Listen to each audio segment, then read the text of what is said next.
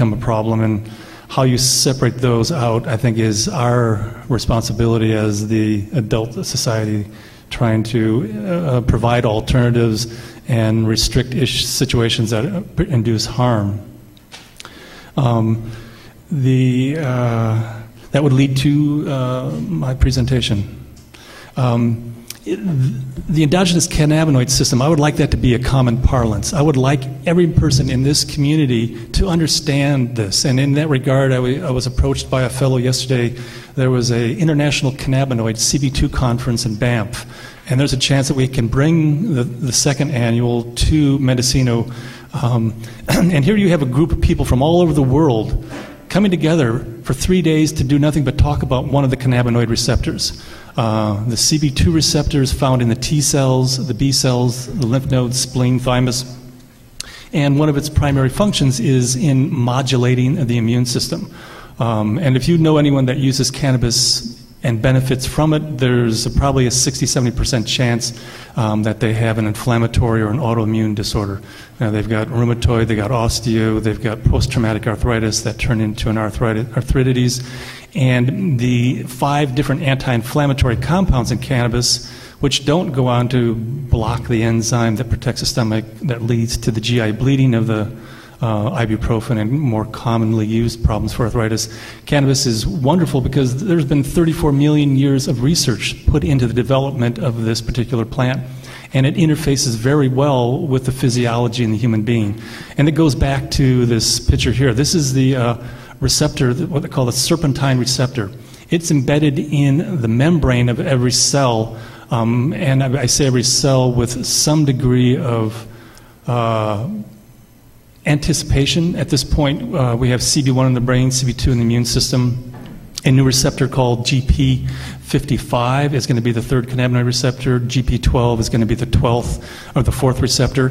And it looks like there's likely to be a protein receptor in the membranes of a tissue type that's trying to coordinate and regulate its activity. But going back historically so we can get a sense of the origins of the system, there's an organism called archaea, which is a very primitive single-cell organism. We had to create a whole kingdom because this organism is so unique. It's not a plant, it's not an animal, it's a very, very, very simple organism that's billions of years old. But in the membrane of archaea is this protein that is in the cells of our immune system. It's in the cells of our brain, it's in the cells of our intestinal system. It regulates glucose metabolism in our body. This is an epiphany of conservation. It was such an effective design that 4 billion years later, this exact same serpentine protein is involved in the regulation of cellular function. This here, I don't know if you can read it. It lists the cell types where the CB2 receptor is found. It's that structure that we just looked at previously. We know every amino acid that goes into this protein, and there's a slide coming up that was a computer modeling of the function of this particular receptor and how it, in fact, the active ingredients move through the lipid medium of the cell membrane and attach inside the cell membrane to this receptor, and it can direct the cell to go through an apoptotic response, which is where it can tell the cell to lyse the membrane around the nucleus and destroy the cell. And this is useful because 1 million times a day a cell goes precancerous. Body is highly competent at dealing with that change. And what the cannabinoids do is they identify that cell. CB2 receptors in some situations are not present in some normal tissue types, but when the cell becomes abnormal, this receptor is produced, installed in the membrane, and brings the attention of the immune system, which can range from additional assistance to destruction if it's deemed that that cell is a precancerous cell. So all this bears to why it would be so exciting to bring this conference to Mendocino, because we are in a position to help undo some of the damage that's been done to this plant and these 66 different cannabinoids that are found in this plant that are unique in that, I mean, what are the chances that you're going to produce a large molecule that binds to the receptors in our body and can be involved in regulation of glucose metabolism, pain reception, seizure potentials? I mean, it's absolutely huge. And if you if you have some extra time, you can go to ICRS, ICRS, go to the 2008 Symposium page, and download the abstracts. It's a 30 meg PDF, so be on a high-speed line. It's about 1.25 inch book. There's 140 or 50 original research papers in there. This one came out in June of '08. The one in '07 is equally impressive. And what you'll find in there is that the rest of the world is amazed at how the body's endogenous cannabinoid system interfaces with these plant cannabinoids. And what the bottom line is, the body produces these endogenous cannabinoids to help modulate function. They're a feedback molecule which can either increase or decrease activity, but with the intent of restoring optimal function. And it's an excellent design that here's a plant that supplements our endogenous cannabinoids, and we've produced 5 or 6 of these chemicals that bind to this receptor that help restore normal function. And what they do is they come in and facilitate that optimal regulation. Further, there's a class of compounds called terpenes, which they bind to that CB2 receptor and change how tightly it attaches to the cannabinoid. And when I say cannabinoid, I should probably call it an icosanoid. That way we can remove that whole word.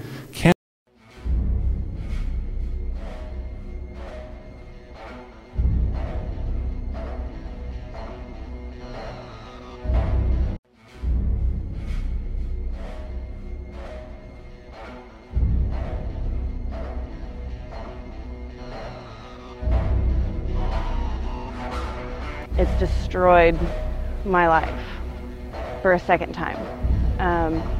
I've lost my house, I've lost my car, I've lost my son. And within a year I wasn't able to feed myself, wash my clothes, or pay my rent, and ended up on the streets. I would get there at about 5 o'clock in the afternoon just to get high for a little bit, but I would end up leaving at 5 o'clock in the morning. It was a relief when I did get arrested because I hadn't slept in 5 days, and when they hooked me up I finally could go to sleep. I was tired. What the hell did I do to myself? I don't look the same. I look so unhealthy. I'm not as pretty like I was before, and you look like shit. You've seen people who maybe look 60 and they're 25 years old because they've been using meth for 2 or 3 years, and it just ages everything. They'll just have sores everywhere. You're not like people that you know. Hopefully put the beast to sleep, so to say, but I will never recover from this. Yeah, in rehab I heard that 1 in 8 make it. A lot of us will die in this addiction. Many people have told me that it's a one-time addiction drug, that after you use it just one time, they're addicted for life. I have nothing good to say about methamphetamine, which I like to consider as death-amphetamine.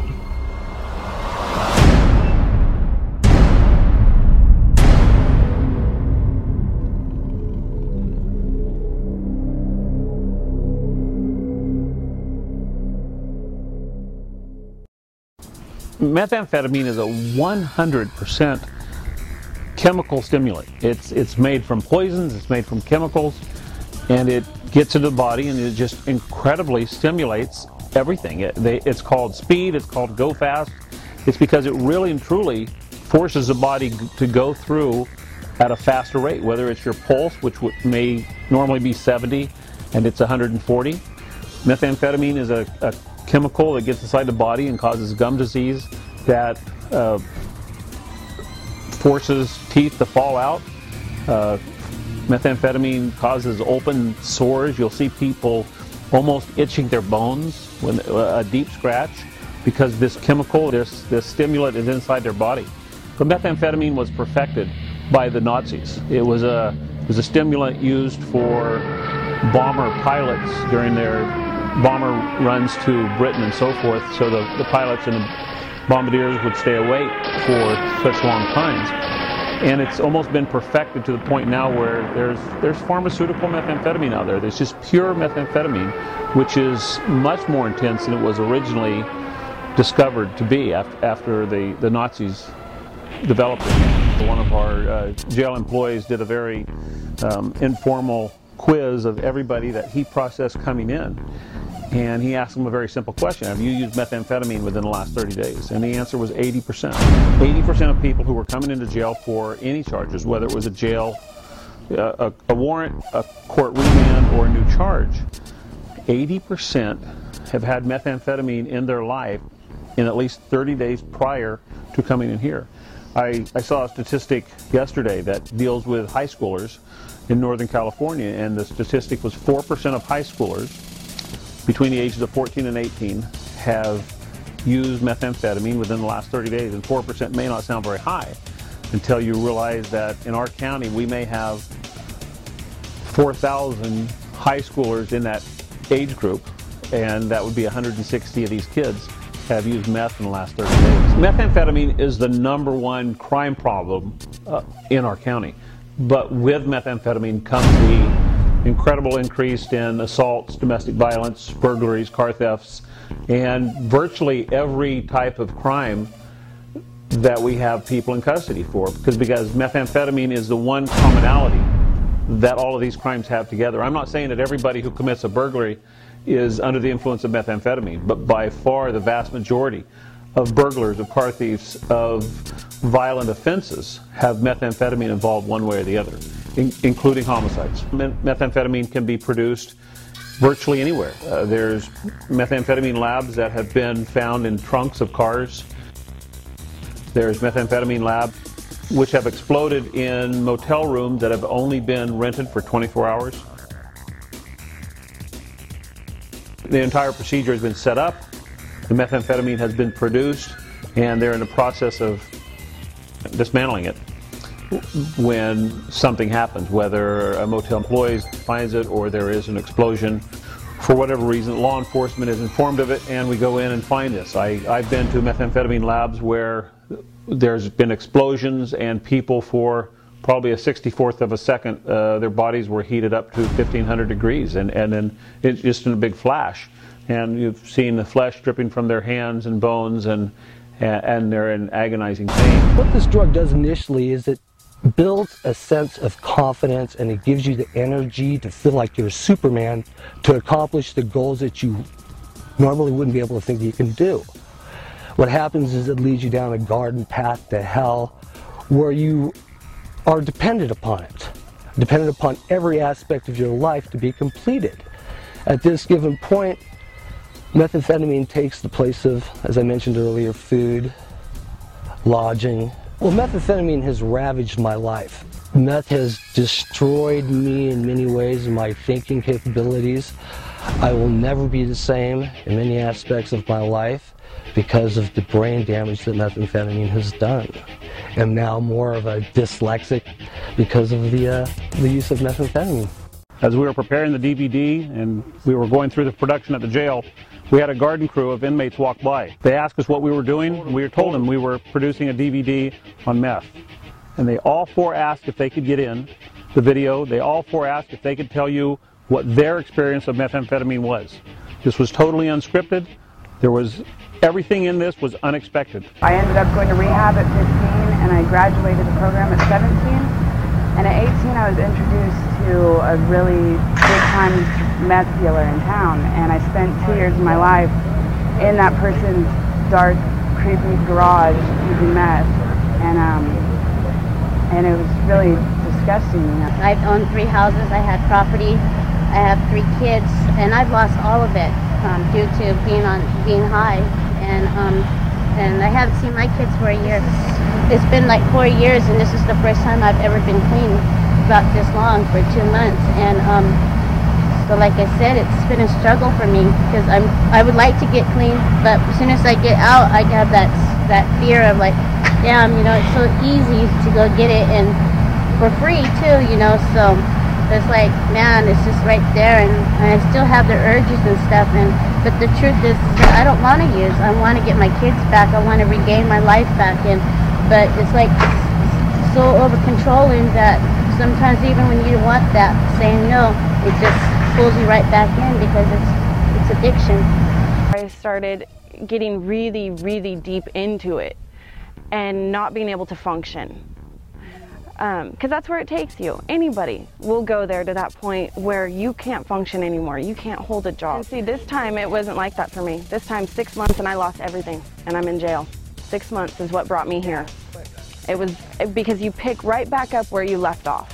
And I left off in a hole. I left off, my life was over. I mean, I was really on a death mission is where I was at when I quit. And so when I picked right back up, I went right back there. It's embarrassing that, you know, I've been married 21 years and then I end up in jail at 42, you know, and my husband's a fisherman and we own a big, beautiful home and we got 2 beautiful kids and they're all straight. But I was home, had all the spare time on my hands, and that's how I started doing it. Because the kids were in school, the old man goes out for a week at a time, and I'm there doing dope. Some of us will die at the hands of other people with this addiction, which is sad. But some of you may die at the hands of one of us with this addiction. And that's the sad part. That is really, truly sad. Because it lowers our ambitions. It transforms us into different people. Just like my aunt, she was found underneath the highway on the railroad tracks in Santa Rosa and Cleveland Avenue behind Circuit City because of this addiction with the sleeping bag over her 2 years ago. I've had 3 very close friends in the last 6 months die from this addiction. And it's a fact that we all face every time we pick up. Educating kids on meth and what it does to you is a huge thing too. I mean, I know I grew up in a different background than most of the ladies here, or men even, because my parents are involved in law enforcement. And even still, they tried to hide me from knowing about it. I didn't even know like what it looked like or what it was. I didn't see it growing up, and to have my boyfriend handed it to me for the first time when I was 14 and said, "Here, try this." There comes a time when society should have the ability to find out if their child's under the influence of methamphetamine if it's suspected without getting law enforcement involved. Law enforcement is not the answer to all of society's problems. Law enforcement is an option. We're providing a program that's going to allow parents to have a saliva kit, which is a very inobtrusive method of obtaining a body fluid, that's going to allow the parent to find out if their child's under the influence of methamphetamine. If the child is under the influence of methamphetamine, the parent's going to have options. Do they send them to their minister? Do they call a counselor? Do they send them to rehab? Or do they call law enforcement? But once you call law enforcement, you can't unring the bell. When we come to your house and we investigate, if somebody's under the influence of methamphetamine, they're either going to juvenile hall or they're going to jail. What we're asking for our community to do is get together behind an idea of saying, can we work together to, number one, identify the problem that methamphetamine is causing in our community. Number two, can we give support to the people who desperately need the support? Paul, what I have is I have a drug test that is you put into your mouth. It's a saliva kit. And what it's going to do is it's going to give us the results of any drugs that you may be on. Or the good news is that it'll tell us if you're not on anything, which I hope is the case. And the test is fairly quick. It only takes about 3 minutes to administer. And the first thing is a little, looks like a lollipop, I guess. It's a sponge. And what I need you to do is take this and just put this in your mouth. And if you could just, for about 3 minutes, swab the side of your mouth and so forth. And what you're doing is you're putting your saliva in it. It's a sponge saliva. Go ahead and do that.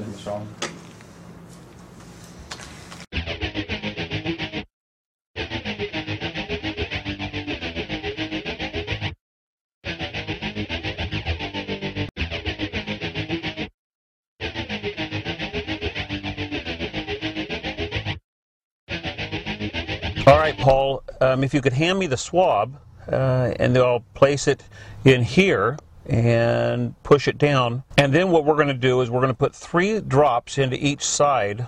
This takes about 3 minutes to get the final results. And so what we have here, Paul, and I'm thrilled about it, is there's lines next to the words here that are showing me that you're negative for all types of drugs in your system. If there had been drugs in your system, Paul, what we'd had is we would have no lines following whatever drug there was. So if you had had marijuana in your system where it says THC right there and you see the line, there would have been no line.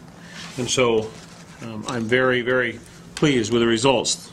In a situation where the test does come back positive, I would encourage you to have the test validated by Redwood Toxicology in Santa Rosa. The address and the phone number on the box the test came in. I've been a social worker or in the social services field for over 20 years, and I grew up in Mendocino County. I've seen the impact of substance abuse on families that I work with, and I've seen the increase in substance abuse in Mendocino County. What I want to say is, if you're involved with this program, you're not the only one. If your child is using drugs, you're not the only one. And there's a couple of things that you should think about before you do this.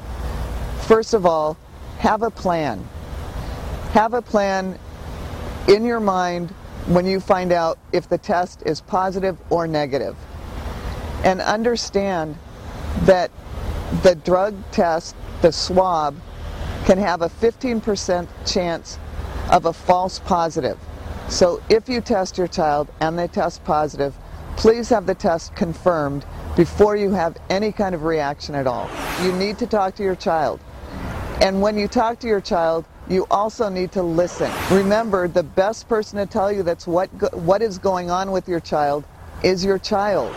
If you find out that your child tests positive, don't lose your temper. Talk to them. Find out why they're using drugs. Find out what's going on with them. But don't react emotionally. If you lose your temper, you'll lose the conversation. The last thing I want to say is something that my 16-year-old nephew, Zach, wanted me to tell you.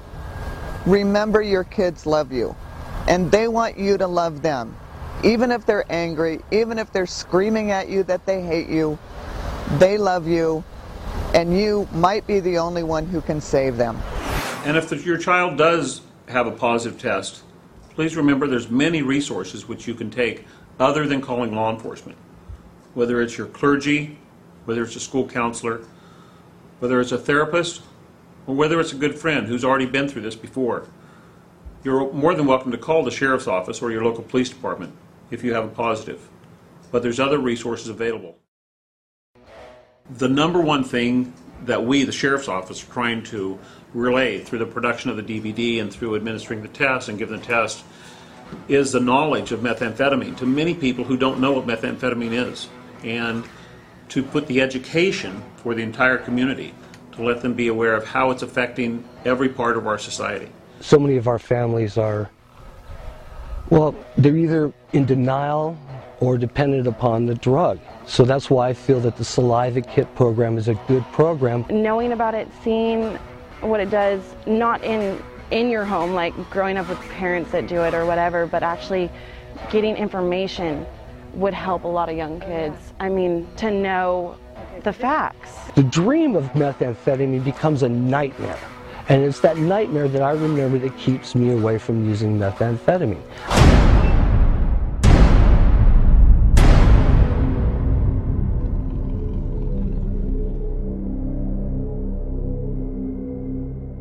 The statements that best fit your perception of the passage of Measure B was this: citizens are concerned about the presence of organized crime and huge grows in Mendocino County. Just under 80% of you agreed with that statement. So, Tom, perhaps you could tell us that in following the passage of Measure B and its suspension by Judge Benke, how you were going about enforcing the limits and attacking the huge grows. I'd rather start off with how I was going to lead off, if that's okay. But I'll cover the organized crime factor and how our county has lost its innocence. And if anybody in this room doesn't believe that we've lost our innocence, I'm here to tell you that the sleepy little county of Mendocino is not the sleepy little county. We have people in our county who we can all agree on this, that we don't want them in our county because of the violence. But I'll cover that a little bit more. But what I'd like to do is start out of telling you, in my opinion, and through the state laws, of why we are where we are. And it started in 1996. In 1996, Proposition 215 was placed on the ballot, and Proposition 215 was a ballot that didn't have a lot of direction, but it was a will of the people. The will of the people was that medicinal marijuana would be available to patients. And If you remember, if you lived in Mendocino County in 1996, at that time Jim Tuso was a sheriff, and it was probably 2 years before Prop 215 really came down to the street level of saying, all right, medical marijuana was going to be accepted in Mendocino County. And by that time, Tony Craver was sheriff, Tony Craver and Norm Vroman. And Tony Craver and Norm Vroman said, well, where do we look to for guidance in this situation? Because there was no situation, no location in California that had said, this is where we're going to go on Proposition 215. And so they started traveling the state. They went to Arcata, they went down to Southern California,